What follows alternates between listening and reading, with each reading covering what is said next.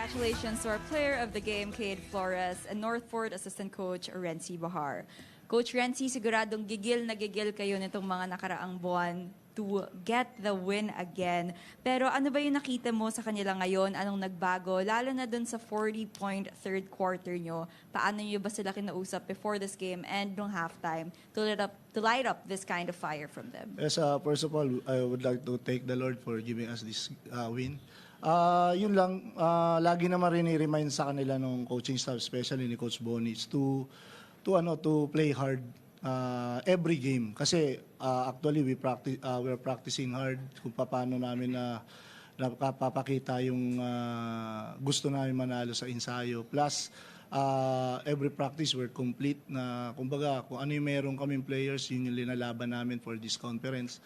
But still, nagkakaroon lang kami ng short on winning for the last games namin. But this time, nakita lang namin sa mga players namin is yung willingness to win.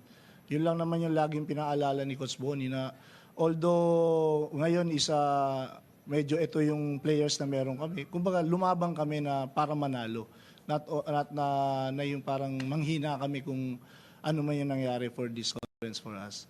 So yun yung nakita namin, yung kinaibahan ng mga past few games namin, yung willingness to win. Yun yung nangyari ngayon sa game na to against NLEX. Thank you so much, Coach Renzi. Cade, congratulations on the career-high performance. Now that you have adopted without Arvin and Will, what kind of opportunities have you found for yourself, and what kind of role have you carved for yourself on this team? Pretty much just playing as hard as I can every game. Whatever I can do, whatever I can participate in.